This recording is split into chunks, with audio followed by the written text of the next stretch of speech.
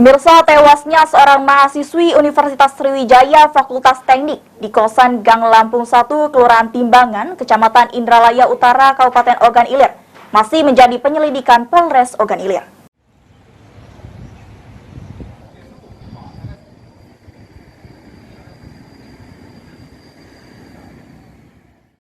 Kapolres Ogan Ilir AKBP Andi Basorahmat yang ditemui mengaku pihaknya masih menggunakan azas praduga tak bersalah, di mana pacar korban yang juga mahasiswa Universitas Sriwijaya Indralaya telah ditahan polisi dan untuk dilakukan proses penyelidikan lebih lanjut.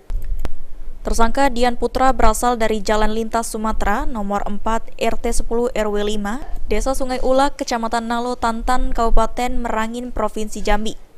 Saat ini tersangka berada di tahanan Mapolres Ogan Ilir.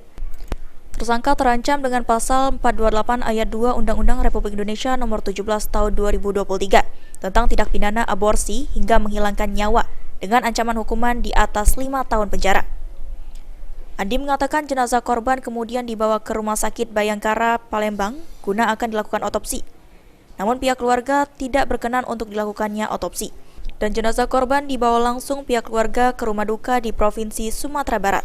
Sejauh ini polisi telah meminta keterangan saksi-saksi dengan mengamankan sejumlah barang bukti di tempat kejadian perkara.